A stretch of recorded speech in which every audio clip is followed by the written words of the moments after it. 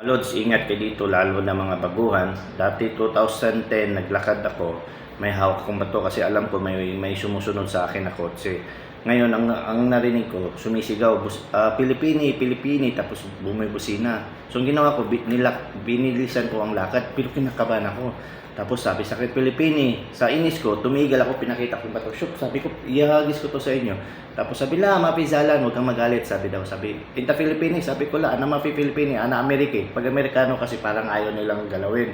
Sabi sa akin ng Arabo, la, Inta mapi Amerike, Inta Filipini, Inta mapi Abyat. Hindi daw ako maputi, brown daw ako. Sabi ko la, ana Amerike. Half Amerike, half France. Tapos sabi ng Arabo, siya da half American, half France. Siya da. Sabi ko, ito mapi malong half American, half France, hada American flag.